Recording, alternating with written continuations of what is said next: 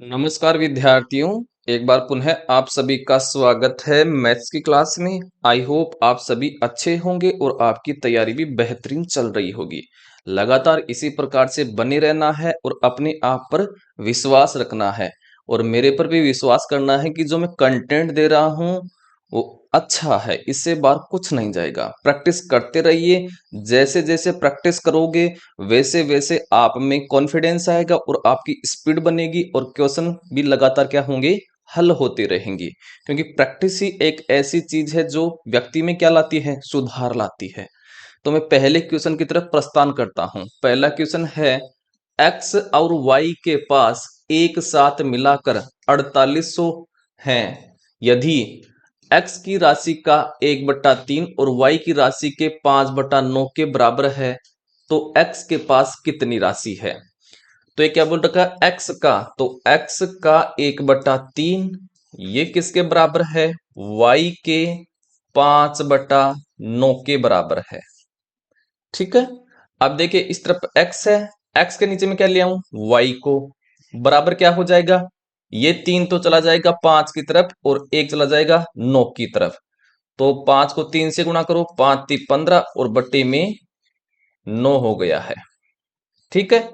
ये किसके पहाड़े से कट रहे हैं, 3 के पहाड़े से, तो 5/3 आ गया है। इसका अर्थ क्या हुआ है, x अनुपात y हमारे पास आ गए है 5/3।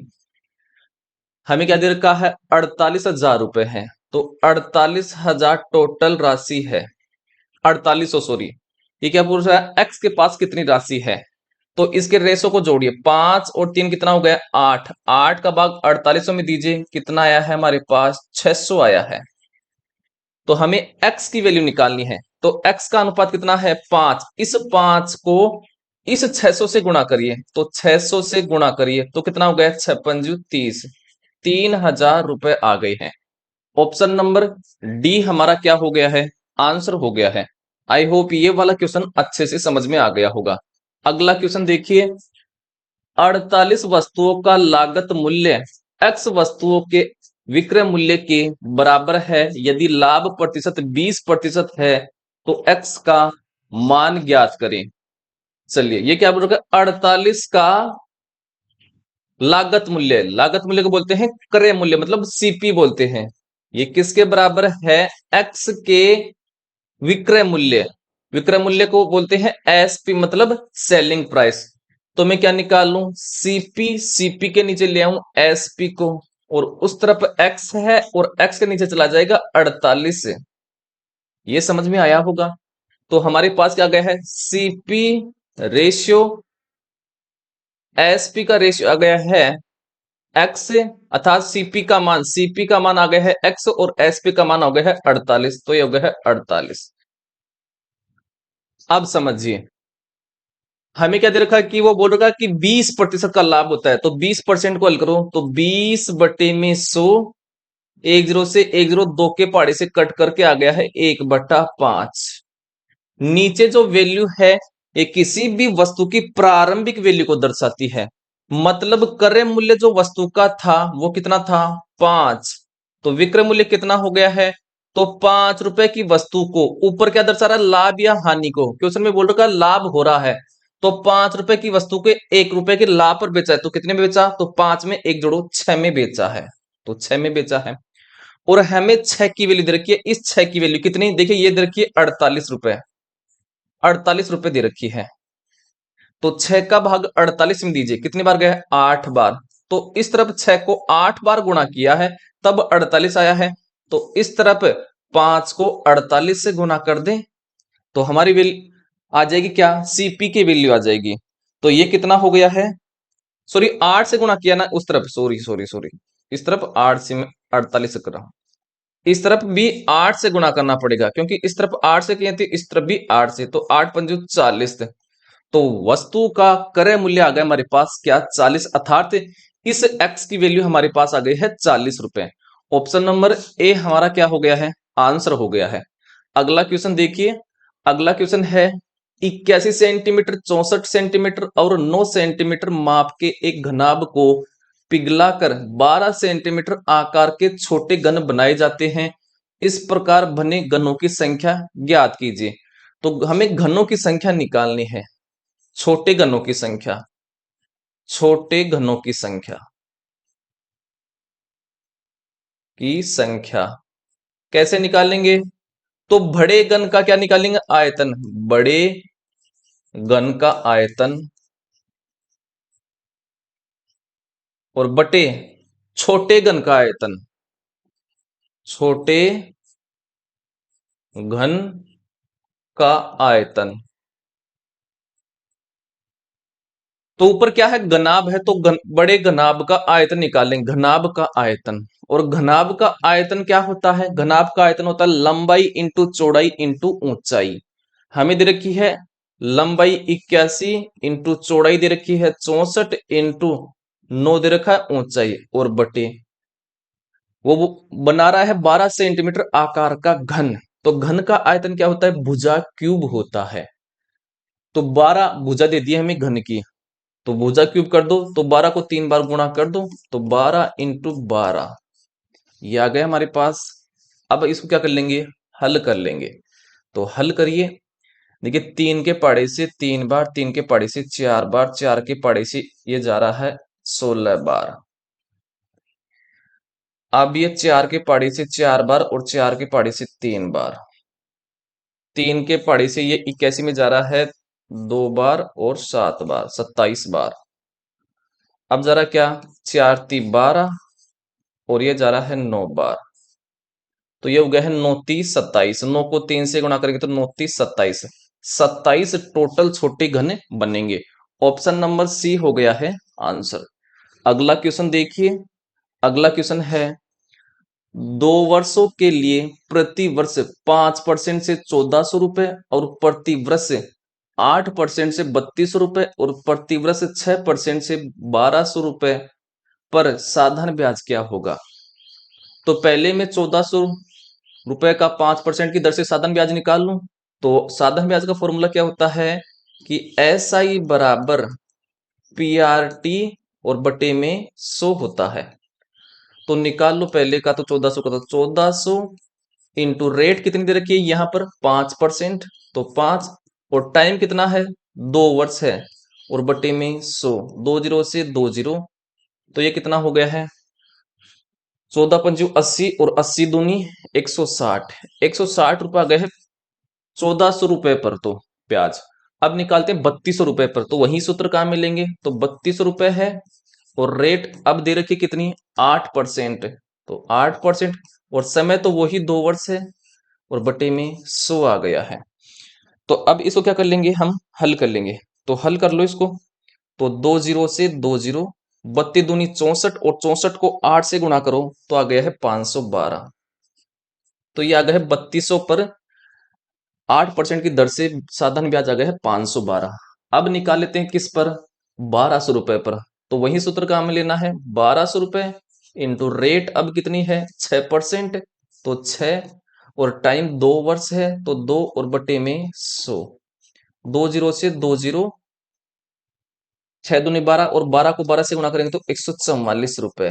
तो ये आ गया 1200 पर 6% की दर से 144 रुपए। वो क्या बोल रहा है? साधारण ब्याज टोटल कितना हुआ? तो अब इन तीनों को जोड़ लेंगे, 160 प्लस 512 और प्लस 144 को, तो टोटल ब्याज ये कितना आ गया है? तो 6, 9 और 7, 796 रुपए टोटल ब्याज बन गया है। आई होप समझ में आ गया होगा। ऑप्शन नंबर सी हो गया है आंसर। नेक्स्ट क्वेश्चन देखिए। अगला क्वेश्चन है, दो कारें एक दूसरे से 400 किलोमीटर की दूरी पर हैं। कार ए और कार बी की गति क्रम से 50 किलोमीटर पर आवर और 55 किलोमीटर पर आवर है। कार ए पूर्व यानी सुबह 6 बजे शुरू होती है, और कार बी सुबह 7 बजे शुरू होती है। वे एक दूसरे को किस समय मिलेंगी? सुनिए, यहां पर तो मान लीजिए कार ए है, और इस तरफ क्या है? कार बी है। इनके ये बीच की जो दूरी है, ये जो दूरी है, ये दूरी कितनी दे रखी है? तो ये दूरी दे रखी है 400 मीटर। कितनी दे रखी है? 400 किलोमीटर, सॉरी। अब ए चल रही है कितने बजे? 6 बजे चल रही है। 6 बजे यहां से स्टार्ट होती है, हमें 7 बजे तक चलाना है, क्योंकि इस तरफ बी बस 7 बजे चल रही है। तो 1 घंटे चल रही है 6 से लेकर के 7 बजे तक, और इसकी स्पीड कितनी है, एक की। तो एक की तो स्पीड है 50 किलोमीटर पर आवर, और इसकी है 55 किलोमीटर पर आवर। ठीक है। अब ये 1 घंटे चलेगी, 50 किलोमीटर पर आवर का मतलब होता है 1 घंटे में 50 किलोमीटर चल रही है। तो ये 6 से लेकर के 7 बजे तक चलेगी। तो 1 घंटा चलिए, तो 1 घंटे में कितनी दूरी तय कर ली, 50 किलोमीटर। तो ये वाली अब दूरी कितनी बच गई है, ये वाली दूरी।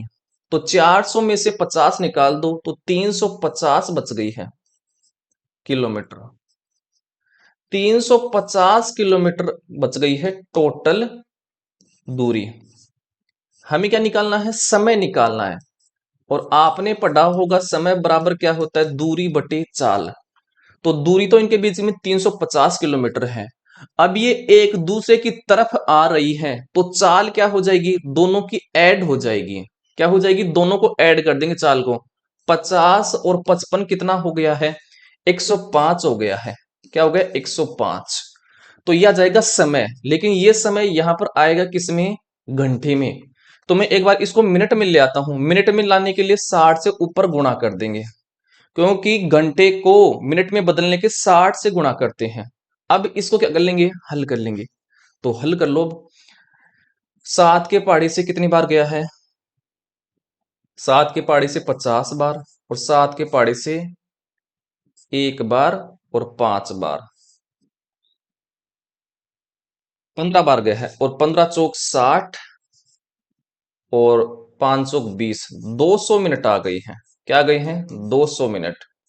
अब इस 200 मिनट को घंटे में बदल लें, तो 1 घंटे में 60 मिनट। तो कितने घंटे हो गए, 6 दूनी 12 और 6 3 18, 3 आवर, मतलब 3 घंटे और 20 मिनट आया है वो समय।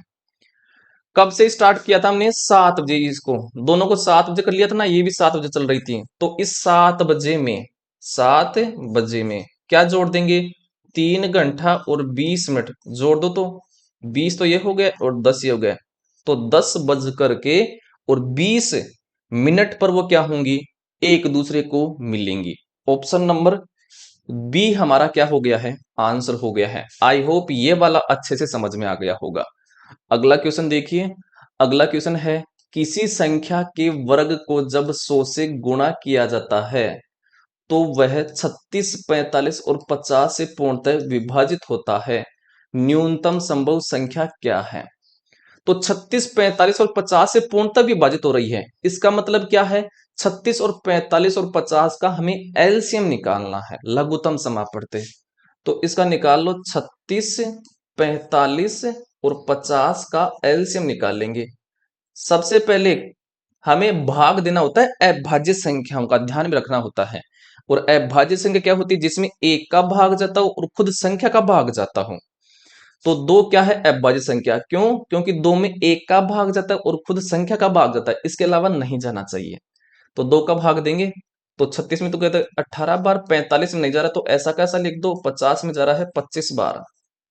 अब फिर से दो का भाग जा रहा है, कितनी बार, 9 बार गया 18 में, 45 में नहीं जा रहा है, 25 में भी नहीं जा रहा है, तो ऐसा कैसा लिख देंगे। अब 3 का जा रहा है, 2 का नहीं जा रहा। 9 में गया है 3 बार, 45 में गया है 15 बार, और 25 में नहीं जा रहा, ऐसा कैसा लिख दो। अब जा रहा है किसका भाग, 3 का। फिर से 3 में 1 बार और 15 में 5 बार, 25 में नहीं जा रहा, ऐसा कैसा लिख देंगे। अब 3 का नहीं जा रहा, 5 का जा रहा है, तो 5 का दीजिए। 1 में तो एक ऐसा ऐसा, 5 में गया 1 बार और 25 में गया है 5 बार। अब 5 का जा रहा है फिर से, एक, एक और एक, ये हो गया है। अब एलसीएम निकाल लूं।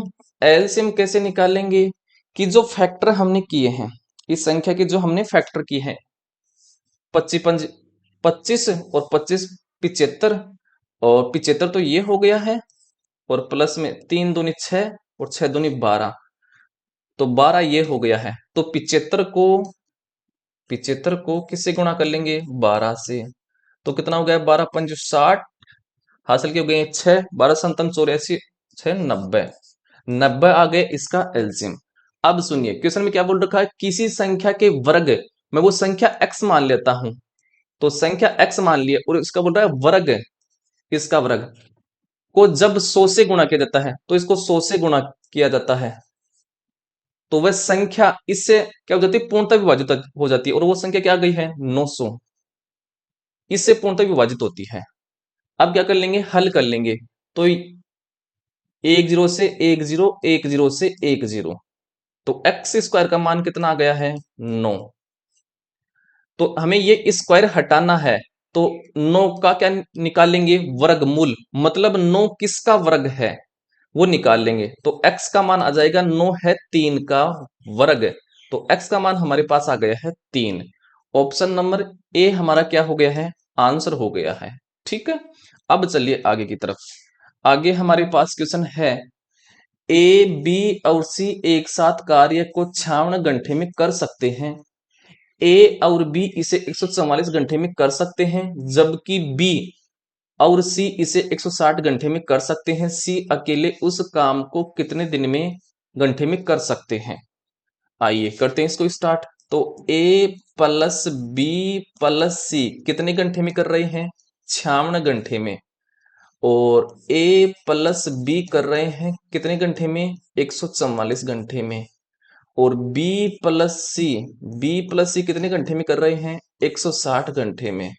हम क्या लेंगे, 56 और 144 और 160 का एलसीएम लेंगे, तो इनका एलसीएम आएगा 1440। एलसीएम तो आता है, बहुत सिंपल है, नहीं आता है आपको एलसीएम निकालना, कमेंट जरूर कर देना, मैं एक वीडियो बना दूंगा एलसीएम के लिए। एलसीएम हम क्वेश्चन में निकाल भी रहे हैं बार बार। ठीक है, 1444 आ गया है। अब 56 का भाग 1444 में देंगे, तो कितनी बार जा रहा है, एक बार, 5 बार, 15 बार गया है। इसका अर्थ ये हुआ है कि ए प्लस बी प्लस सी तीनों एक दिन में 15 काम कर रहे हैं, मतलब इनकी कार्य क्षमता आ गई है। अब 144 का भाग 1440 में देंगे, तो कितने बार गया है, 10 बार। इसका अर्थ हुआ ए प्लस बी एक दिन में 10 काम करते हैं। अब 160 का भाग 1440 में देंगे, तो कितनी बार गए हैं, 9 बार। इसका अर्थ हुआ है बी प्लस सी एक दिन में 9 काम करते हैं। हमें क्या निकालना है, सी एक दिन में कितना काम करता है, तो मैं क्या कर दूं, ए प्लस बी प्लस सी में से निकाल दूंगा क्या, ए बी का मान, ए प्लस बी का मान, तो हमारे पास क्या जाएगा, सी का मान आ जाएगा कि सी एक दिन में इतना काम करता है। ए प्लस बी प्लस सी का मान कितना है, 15, माइनस ए बी का मान कितना है, तो ये रहा 10, तो ये कितना आ गया है, सी का मान आ गया है 5। मतलब सी एक दिन में कितना काम करता है, 5 काम। ये पूछ रहा है सी अकेले उस काम को करे तो कितने घंटे में पूरा कर देगा, तो टोटल काम कितना है, 1440, तो 1440 टोटल काम है। और ए सी एक दिन में 5 काम करता है, तो 5 का भाग दे दो ताकि दिनों की संख्या आ जाएगी। तो ये हो गया है 2 बार, 8 बार, 8 बार, इतने आवर्स में करेगा वो, 288 घंटे में कर सकता है उस काम को। ठीक है, ऑप्शन नंबर ए हो गया है आंसर। आई होप समझ में आ गया होगा। अगला क्वेश्चन देखिए।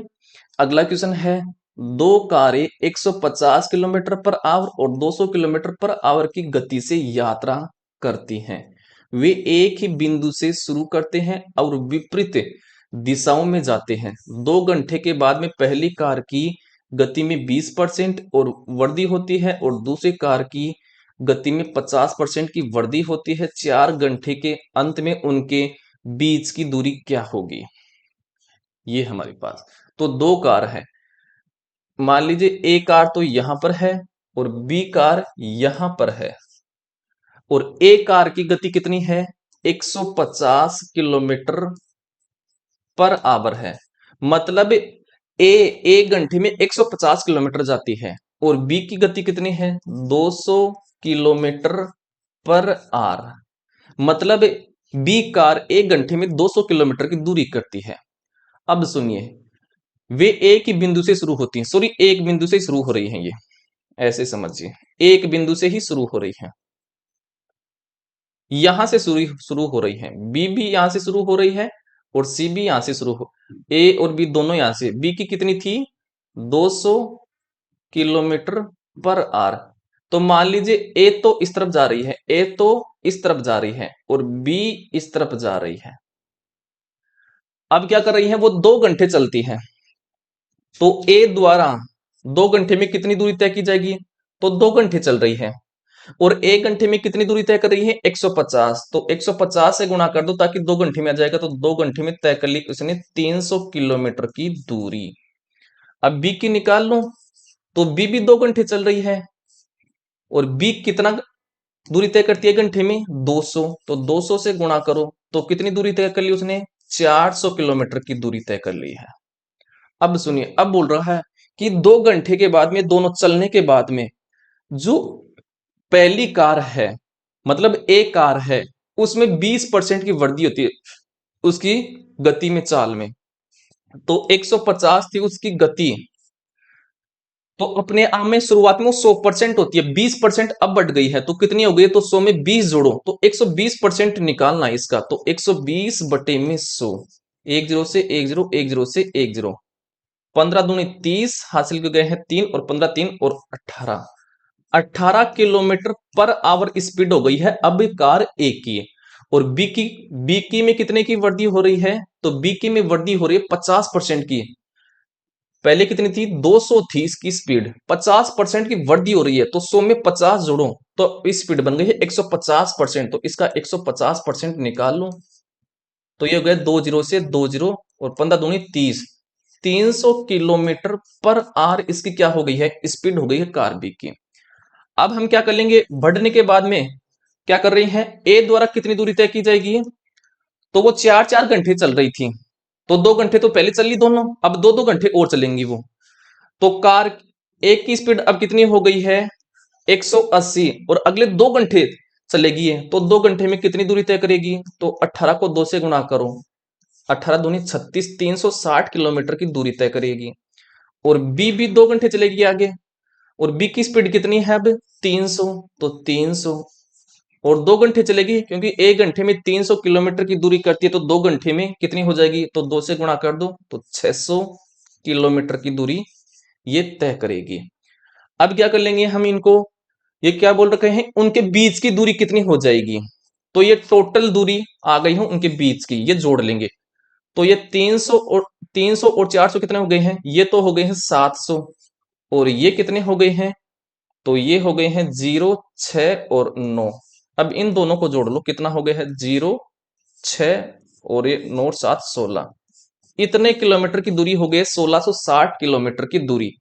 ऑप्शन नंबर डी हो गया है आंसर। आई होप अच्छे से समझ में आ गया होगा।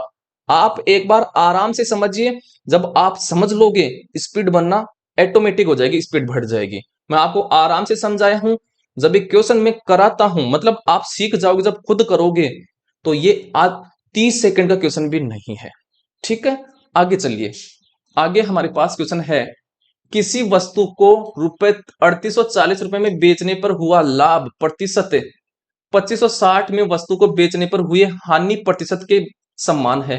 यदि वस्तु को 20% के लाभ पर बेचा जाना है तो उसका विक्रय मूल्य ज्ञात करें। देखिए, जब भी इस प्रकार के क्वेश्चन आए कि इतने में बेचने पर लाभ, इतने में बेचने पर हानि के बराबर है, तो इस प्रकार के क्वेश्चन में क्रय मूल्य कैसे निकालते हैं, तो क्रय मूल्य निकालने का सीधा तरीका है, जिसको बोलते हैं क्रय मूल्य को सीपी, मतलब कॉस्ट प्राइस।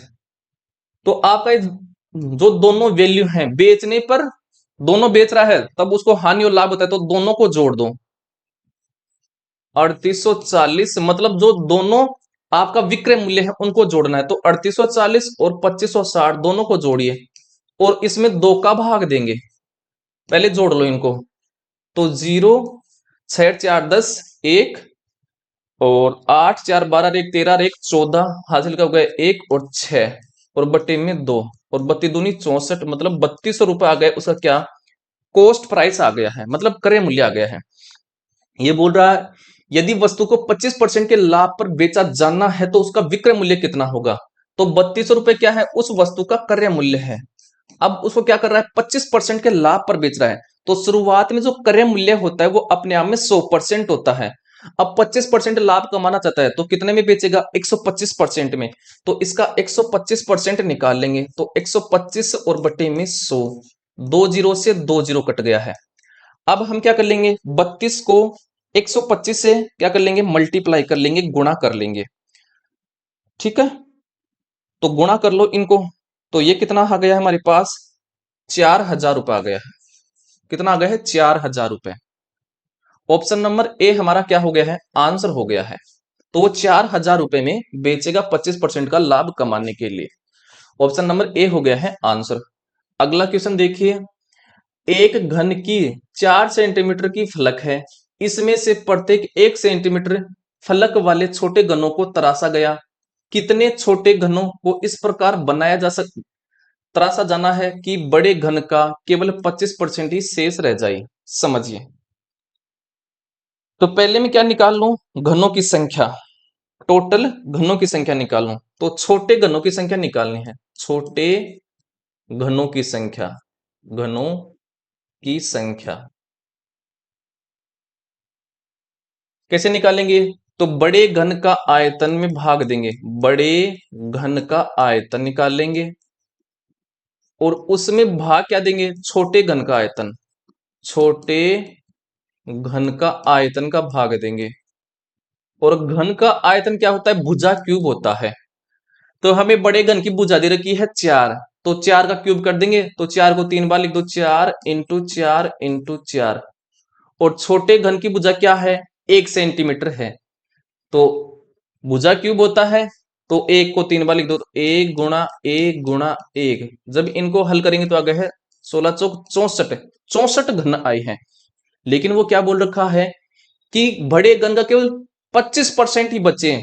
तो कितने प्रतिशत से बनाएगा वो घन, तो टोटल होता है क्या, 100%। टोटल क्या है, अपने आप में बड़ा घन 100% है। वो बोल रहा है 25% बचा ही रखना है बड़ा घन है। तो बाकी कितना बच गया, 75%। मतलब 75% से ही बनाए जाने हैं छोटे घन। तो 64 का क्या निकाल लूं, 75%। तो 64 इंटू 75, और परसेंटेज का चिन्ह हटाते ही बट्टे में 100, 25 75 और 25 100, अर्थात 4 की पहाड़ी से मैंने काट दिया है। 4 से कट गया है एक बार, 16 बार गया है, और 16 × 3 = 48। तो 48 छोटे घन बनाएंगे। ऑप्शन नंबर बी हो गया है आंसर। अगला क्वेश्चन देखिए, अगला क्वेश्चन है, एक्स और वाई एक कार्य को क्रम से 20 और 30 दिनों में कर सकते हैं। 6 दिनों तक एक साथ काम करने के बाद एक्स कार्य को छोड़ देता है और वाई को अकेले ही कार्य जारी रखना पड़ता है। शेष कार्य को पूरा करने में वाई को कितने दिन लगेंगे। तो एक्स है, एक्स कितने दिन में कर रहा है, तो एक्स 20 दिन में। वाई है, वाई कितने दिन में कर रहा है, 30 दिन में।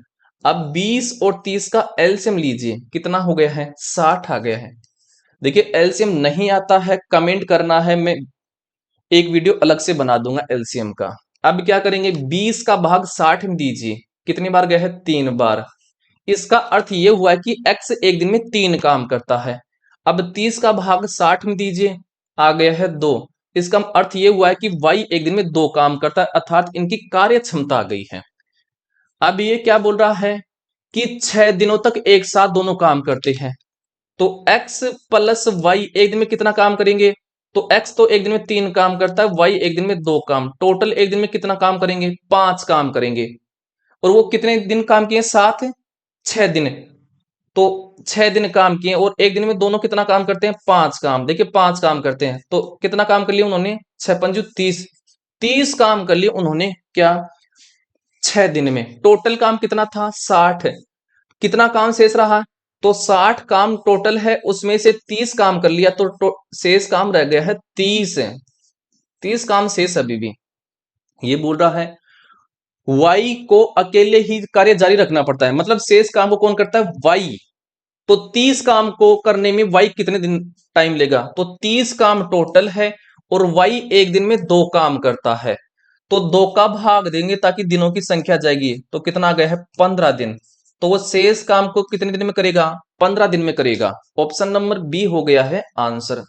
अगला क्वेश्चन देखिए, अगला क्वेश्चन है, ए अनुपात बी अनुपात सी अनुपात डी के बराबर समानुपात ज्ञात करें यदि ए अनुपात बी बराबर 4:5, बी अनुपात सी बराबर है 4:7 और सी अनुपात डी है 8:9 है। चलिए तो इनका निकालना है समान। तो ए अनुपात बी अनुपात सी अनुपात डी। चलो ए अनुपात बी कितना है, देखिए 4:5 है, तो ए के नीचे तो लिख दो 4 और बी के नीचे लिख दो 5। ये लिख दिया है, ठीक है। अब बी अनुपात सी हमें दे रखा है 4:7, तो इस लाइन में ऊपर वाली लाइन में नहीं लिखना, आपको नीचे लिखेंगे, ठीक है। तो बी अनुपात सी दे रखा 4:7, तो बी के नीचे तो 4 लिख दो और सी के नीचे 7 लिख दो, ठीक है। अब इस लाइन में नहीं लिखना है। अब हमें दे रखा है सी अनुपात डी, सी अनुपात डी दे रखा है 8:9, तो सी के नीचे 8 लिख दो और डी के नीचे 9 लिख दो। अब जो खाली स्थान है उसको कैसे भरेंगे, तो देखिए इस किससे भरेंगे, तो पास वाली संख्या से भर देंगे। तो 5 इसके पास है तो 5 को भर दो, यहां तक भर दिया इस लाइन को। अब इसको किससे भरेंगे, तो पास कौन बैठा है 7, तो 7 लिख दो यहां पर। और इस संख्या को कैसे भरेंगे, तो पास कौन बैठा है 4, तो 4 लिख दो यहां पर। अब ये खालिस्तान है, ये खालिस्तान है, तो पास कौन बैठा है 8 बैठा हुआ है, तो 8 लिख दो यहां पर। जो पास बैठा वो उसकी पूर्ति करता है, ठीक है। अब क्या कर लेंगे, इनको गुणा कर लेंगे।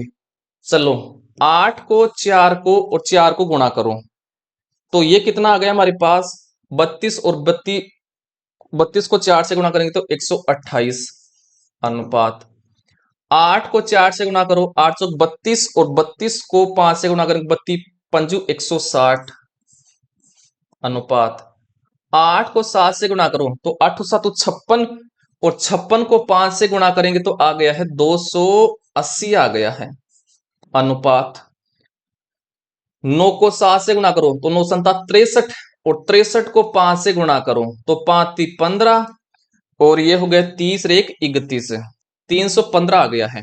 तो ये आ गया है इनका रेशियो 128 अनुपात 160 अनुपात 280 अनुपात 315। कौन सा ऑप्शन हो गया है, ऑप्शन नंबर डी हमारा हो गया है आंसर। आई होप ये वाला आपको समझ में आ गया होगा। अगला क्वेश्चन देखिए, अगला क्वेश्चन है 12 के वर्ग 8 के घन और 16 के वर्ग का महत्तम समापत्ति निकालो। तो क्या बोलेगा 12 का वर्ग, तो 12 का वर्ग कर दो, 12 का वर्ग कितना होता है 144। फिर बोल रहा है 8 का घन, तो 8 का घन कर दो, मतलब क्यूब करना है, कितना होता है 512। और 16 का करना है क्या वर्ग, 16 का वर्ग कितना हो गया है 256, कितना हो गया 256। अब हमें क्या निकालना है, इनका महत्तम समापत्ति निकालना है। क्या निकालना है, महत्तम समापत्ति निकालना है। चलिए तो महत्तम समापत्ति निकालते हैं इनका, ठीक है। आइए तो पहले 144 के मैं गुणनखंड करता हूं, अभाज्य गुणनखंड। पहले कितने का भाग जा रहा है, केवल अभाज्य संख्या का भाग देना होता है, मैं 2 का भाग जा रहा है, कितने बार, ये जा रहा है 72 बार। फिर से 2 का भाग जा रहा है कितने बार 36 बार। फिर से 2 का भाग जा रहा है 18 बार। फिर से 2 का भाग जा रहा है 9 बार। अब 3 का भाग जा रहा है 3 बार। अब 3 में 3 का जा रहा है 1 बार। लास्ट में 1 आ जाए तब रुक जाना है। ऐसे ही 512 के क्या कर लेंगे, गुणनखंड कर लेंगे। करिए तो 512 के गुणनखंड, तो 512 के कर लो, तो ये हो गया है कितने का भाग जा रहा है 2 का, कितनी बार 2 बार 5 बार 6 बार। फिर से 2 का जा रहा है 1 2 8। फिर से 2 का जा रहा है 64 बार। फिर से 2 का जा रहा है 32 बार। 2 का जा रहा है 16 बार। 2 का जा रहा है 8 बार। 2 का जा रहा है 4 बार। 2 का जा रहा है 2 बार। फिर से 2 का जा रहा है 1 बार। आ गया 1, रुक जाओ, अब 256 के कर लेंगे, तो 256 के क्या हो जाएंगे, ठीक है यहां पर कर रहे हैं ना, तो कितनी बार आ जाएगा 2, 1 2 3 4 5 6 7 8, 8 बार आएगा ना। तो कर लो वैसे ही आप 128, 2 का 64, फिर 2 का गया है 32 बार, फिर 2 का 16 बार, फिर 2 का 8 बार, फिर 2 का 4 बार, फिर से 2 का 2 बार, फिर से 2 का 1 बार। 1 आ गया है लास्ट में। अब क्या कर लेंगे, एक बार मैं इसको साफ कर देता हूं इस तरफ,